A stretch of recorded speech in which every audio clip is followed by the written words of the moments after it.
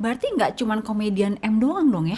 Sebenarnya kalau mau dirunut bukan hanya komedian M saja yang harusnya kena. Berarti 2 kali kena tuh bisa kalau ada bukti.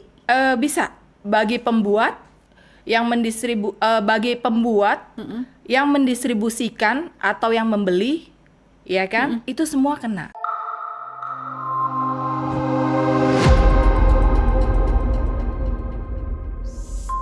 Yuk kita bersuara. Mbak Natalia Rusli, kita siang ini mau ngobrolin sesuatu yang apa ya?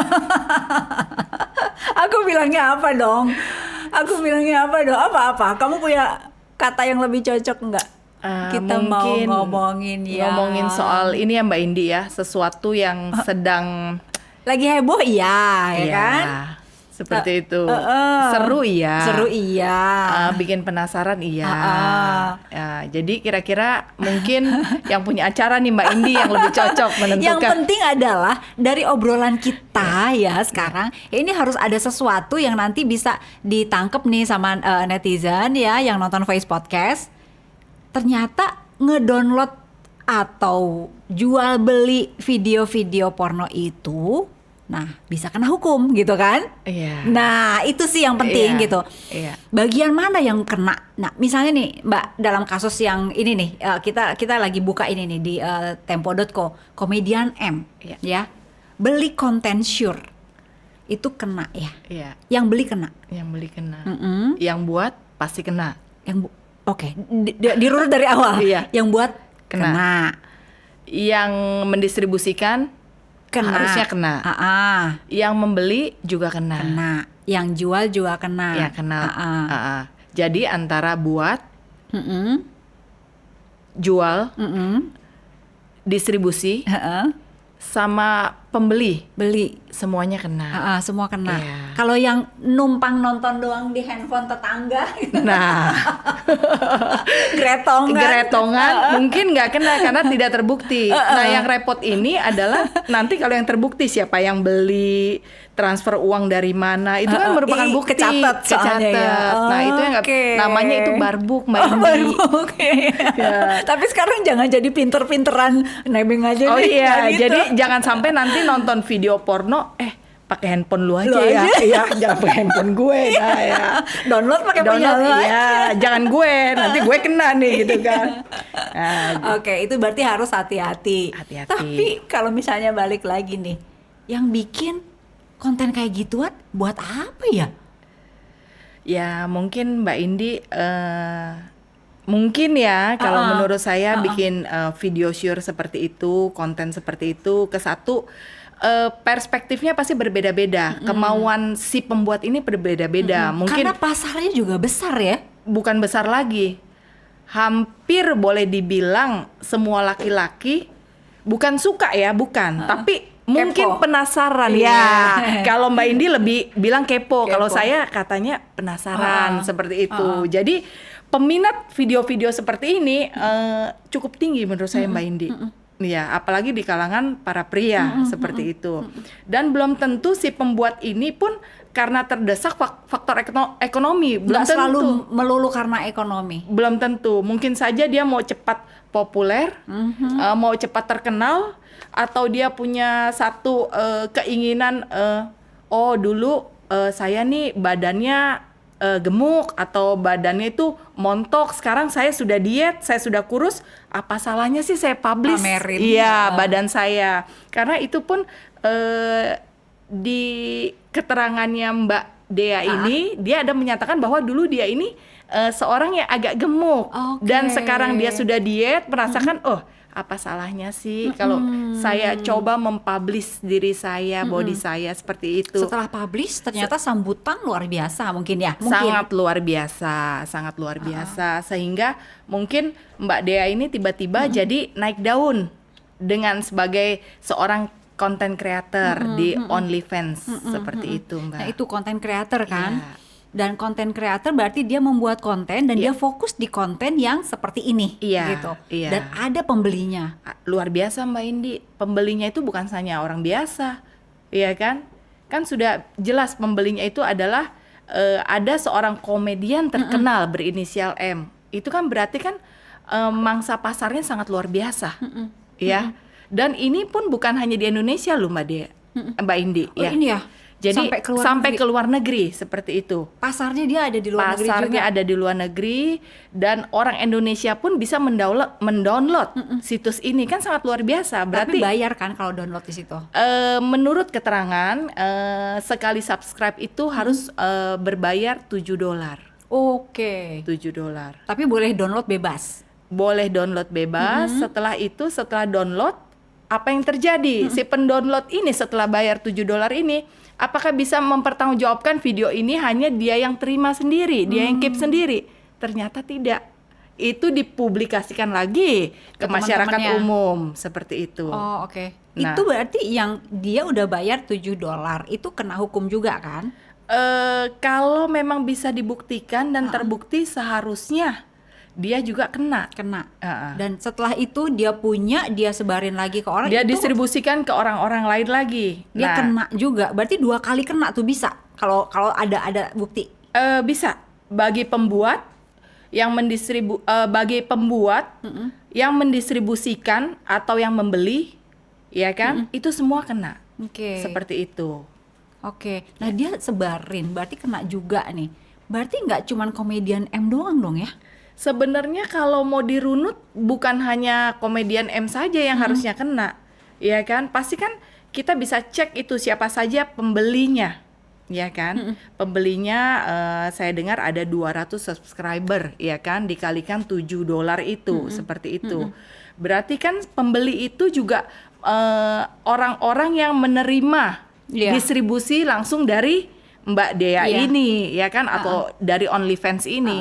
Nah, mereka itu berarti adalah orang-orang yang memang sengaja membeli, Emang sengaja nyari. Nah, mungkin kan iseng nih setelah dia beli, rugi nih, aku udah bayar nih $7, ya udah gue bagi-bagi deh ke yang lain, seperti itu sih Mbak Indi. Dan nggak cuman OnlyFans aja harusnya yang kayak gini ya? Sebenarnya banyak. Cuman OnlyFans ini sekarang menjadi trending topik setelah Mbak Dea ini diundang di salah satu acara podcast, ya kan?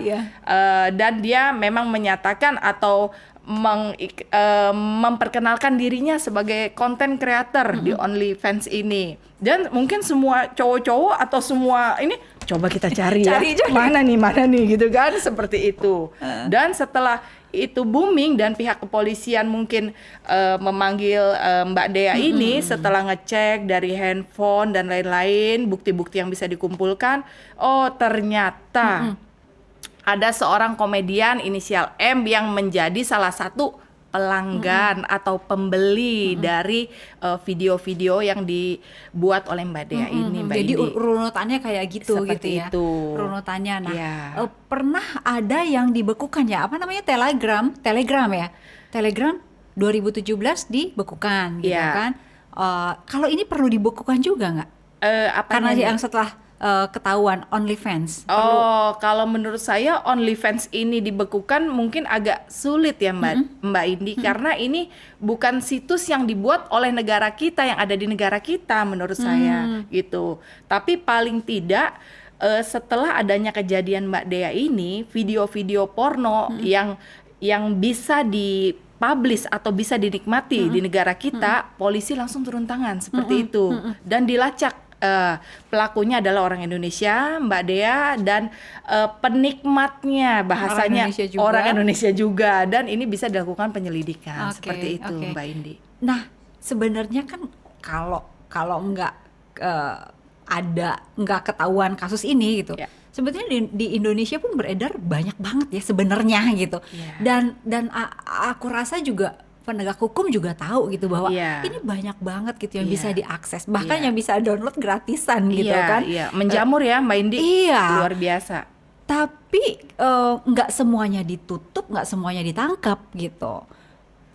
Kalau menurut saya Mbak Indi, bukan tidak semuanya ditutup atau ditangkap, kapasitas penegak hukum, kepolisian pasti mereka itu mengejar yang lagi tren dulu, ya, yang menjadi sorotan publik. Menurut saya kasus Mbak Dea ini sorotan publik untuk saat ini, maka penyelidikan cepat, ya kan, polisi langsung turun tangan, langsung dicek siapa saja pembelinya, penikmatnya, seperti itu, pelanggannya, sehingga keluarlah nama-nama dan salah satunya itu adalah komedian berinisial M. Jadi ini. kayak efek jerahnya karena ini lagi heboh banget, Iya, itu harus cepat. harapannya yang lain juga Otomatis cooling yang lain down. cooling down, seperti itu Uh-uh. Mbak Indi. Oke, berapa ancaman untuk yang bikin, berapa tahun, kena pasal berapa aja, yang bikin, yang memperjualbelikan, yang beli? Sebenarnya yang bikin, yang memperjualbelikan, yang mendistribusikan, mengadakan, menyewakan, mengekspor, mengimpor, itu kena hukuman pidana paling rendah itu 6 bulan dan paling lama 12 tahun. Banyak banget ya? Iya. Oke.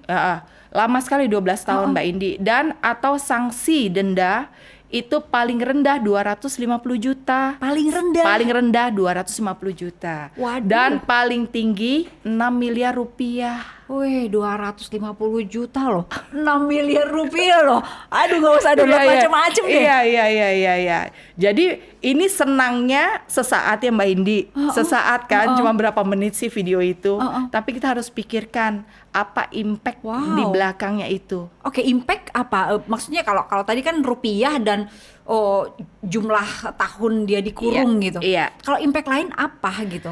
Nah, impact lain menurut saya dengan kita mengkonsumsi atau menjadi pelanggan video-video porno seperti ini akan mengakibatkan makin maraknya predator-predator seksual di negara kita. Oke. Dan yang jadi korban siapa? Yang jadi korban adalah para wanita, ya kan? Para wanita dari mungkin wanita di bawah umur sampai wanita yang memang sudah sewajarnya penikmat seks, tapi alangkah lebih baiknya kita sebagai masyarakat Indonesia dan para penegak hukum bersinergi bersama untuk tidak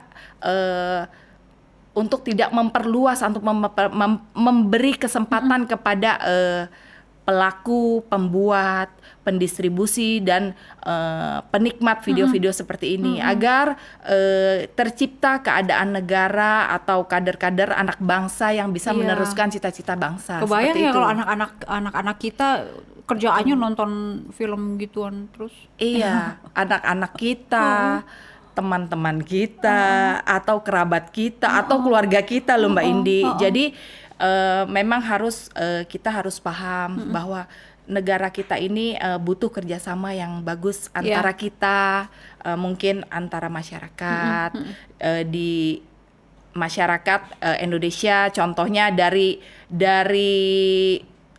sekolah mungkin ya, pendidikan tentang seks itu mereka harus paham, mungkin ibu rumah tangga atau para suami, tokoh publik, seperti polisi, kita bekerja sama memberikan penyuluhan atau saran kepada kader-kader anak bangsa supaya kita menghindari konten-konten seperti ini Mbak Indi, seperti itu. Nah sekarang untuk yang beli tadi kan, beli, tapi kan alasannya untuk riset. Untuk bahan dia riset gitu kan, alasannya kan itu. Terus kemudian ada juga pengakuan bahwa kasihan orang susah, secara ekonomi sulit, jadi mau bantu gitu. Kalau alasan seperti ini bisa masuk memperingan dia nggak? Menurut saya ini kan setiap alasan itu kan tidak salah ya Mbak Indi ya.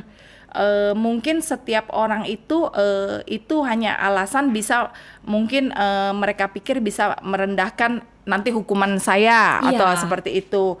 Menurut saya sih itu sah-sah saja Mbak Indi. Tapi yang paling penting saya lihat itu adalah setelah kejadian ini, mari kita bersama-sama belajar gitu loh, agar kita jangan menjadi pelaku atau pekonsumsi video-video seperti ini. Kalau menurut saya kenapa dibuat hukuman itu ada yang 6 bulan sampai 12 tahun. Itu nanti dilihat dari bukti-bukti yang ada, ya kan? Dari bukti-bukti yang ada sebenarnya dia ini memang sengaja atau tidak membuat atau membelinya sengaja atau tidak. Itu kan nanti bisa terlihat dari bukti-bukti ya seperti itu kalau saya lihat. Nah itu kan berarti sekarang kita ini bukan jadi ngajarin orang-orang supaya jangan download langsung, tapi download yang ilegal aja deh, yang VPN aja deh, nggak biar gitu gak ketahuan. Biar gitu gak ketahuan kan? Ya Mbak Indi ya. Nggak gitu kan, iya. karena yang ini kena gitu, yang secara apa ya, dia jual belinya jelas gitu kan.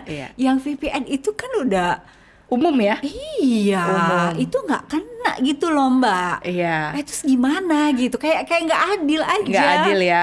Nah makanya ini mungkin undang-undangnya untuk pendownload VPN ini masih abu-abu ya kalau menurut saya ya kan. Jadi mereka ini masih fokus pada pelakunya, pembuat, dan nanti siapa yang membeli, iya kan, berdasarkan barang bukti. Itu yang kecatat semua. Yang kecatat, yang ada nih di barang bukti. Nah, yang upload VPN ini bagaimana di tengah-tengah itu kan masih abu-abu, seperti itu. Menurutmu itu harus diapain? Menurut saya sih harus lebih diiniin lagi ya. Diperketat lagi bagi pendownload VPN itu gitu loh, seperti itu kalau menurut saya. Nah, tapi kalau saya lihat sejauh ini penegak kepolisian masih fokusnya di pelaku dan si pengguna. Pengguna yang terakhir nih, iya kan, itu saya lihat. Yang di tengah-tengah ini nih masih abu-abu seperti itu. Nah, itu sih Mbak Indi kalau saya lihat. Oke. Nah, sekarang tadi kan Mbak Natali sempat yang nyinggung ini, kalau misalnya banyak orang nonton, didiemin gitu kan, salah satu dampaknya adalah bisa memicu kekerasan seksual juga, gitu. Dan sekarang kan udah ada undang-undang TPKS tuh, ya. Nah, undang-undang TPKS ini lumayan bisa ngunci mereka yang mau melakukan tindakan-tindakan kekerasan seksual. Kalau menurut saya lumayan ngunci, karena di UU TPKS ini memuat 8 bab dan 93 pasal yang mengatur seperti pencegahan, penanganan, dan pemidanaan dalam kasus kekerasan seksual. Jadi menurut saya UU TPKS terbaru ini cukup mengunci. Jadi bagi masyarakat yang mau coba-coba atau masyarakat yang mau kalau begini gimana ya? Nah, kalau dulu kan belum ada nih Mbak Indi, sekarang sudah ada, mereka saya rasa cukup bisa menekan. Nanti hasilnya bisa kita lihat. Yang bagian mana yang menurut Mbak Natali ini bisa dengan keluarnya UU TPKS bisa menekan ini tuh bagian hukumannya atau poin pasal yang mana? Pada pasal 4 ayat 1 RUU TPKS disebutkan ya, tindakan pidana kekerasan seksual meliputi pelecehan seksual non fisik. Yang cuma verbal doang. Betul. Ya, itu kena tuh. Itu udah kena. Pelecehan seksual fisik itu dari dulu memang sudah kena, iya kan? Nah, setelah itu pemaksaan penggunaan kontrasepsi. Walaupun suami istri? Suami istri sih enggak sih. Oh enggak ya? Mungkin itu kalau yang bukan suami istri seperti tapi itu. Maksa penggunaan kontrasepsi. Sudah dikunci nih ya. Jadi pemaksaan kontrasepsi itu sangat luar biasa. Mungkin kalau misalnya kita ada bukan pasangan suami istri tapi kita pacaran, kamu minum pil KB ya supaya kamu nggak hamil, itu udah bisa kena Mbak Indi seperti itu, ya kan? Nah, pemaksaan sterilisasi juga itu hampir sama dengan kontrasepsi. Cuma bedanya kontrasepsi mungkin dengan minum obat seperti itu. Sterilisasi mungkin pakai spiral, spiral atau mungkin susuk, iya seperti itu. Pemaksaan perkawinan itu kena juga. Pemaksaan perkawinan tuh maksudnya apa? Jadi mungkin harus dijodohkan, mungkin kawin paksa seperti itu sudah ada diikat juga. Terus penyiksaan seksual. Itu jelas dari dulu memang. Eksploitasi seksual sudah dikunci juga. Mungkin itu jual beli, eksploitasi seksual seperti itu. Perbudakan seksual, ya kan? Kekerasan seksual berbasis elektronik. Nah, ini masuk ke sini. Kekerasan nggak? Masuk kalau menurut saya. Tapi kan mau sama mau, maksudnya dia jual sendiri, dia bikin sendiri, dia jual sendiri. Kekerasan seksual itu kan berbasis elektronik kan mungkin banyak, Mbak Indi. Contohnya menurut saya kekerasan seksual yang dilakukan mungkin antara pasangannya, mungkin ya kalau menurut saya antara Mbak Dea dan pasangannya seperti itu. Terus kan akhirnya dipublish atau berbasis elektronik, yang dipublish melakukan elektronik itu sudah masuk. Seperti itu. Kan kita nggak tahu pasangannya Mbak Dea ini dipaksa atau enggak. Bener kan? Tiba-tiba misalnya nanti dia pengakuan, dia bilang saya sebenarnya nggak mau, saya dipaksa sama pasangan saya. Berarti itu sudah masuk kekerasan seksual berbasis elektronik yang dipublikasikan melalui elektronik, Mbak Indi, kalau menurut saya. Seperti itu. Sudah lumayan cukup lumayan lengkap sih. Lengkap. Jadi dia ada 93 pasal loh, Mbak Indi. Banyak banget ya. Banyak. Seperti itu. 93 pasal. Ya, luar biasa. Tapi ya namanya pasti kucing-kucingan tuh. Iya kan? Iya. Pasti kucing-kucingan. Pasti. Akan berusaha gimana caranya memperdaya hukum gitu kan. Pasti, tapi at least itu bisa menekan. Iya kan? Predator-predator seksual itu semakin lama semakin merajalela. Jadi kalau menekan dengan adanya undang-undang TPKS ini, menekan kan sangat luar biasa. Prestasinya menurut saya. Angkanya harapannya betul, turun harapannya akan terus ditekan kalau bisa. Agak susah sih, agak susah. Tapi kita berusaha semua seperti itu, Mbak Indi. Iya pasti sih.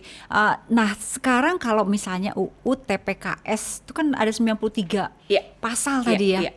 Yang kurang apa kira-kira Mbak? Yang masih orang-orang kira-kira ini sini masih bolong nih, bisa gua pakai nih bolongnya nih. Bolong gitu. Mungkin celah itu pasti selalu masih ada. Iya. Iya, celah itu pasti selalu masih ada. Nah, contohnya seperti Mbak Indi, pertanyaan kita kembali lagi tadi.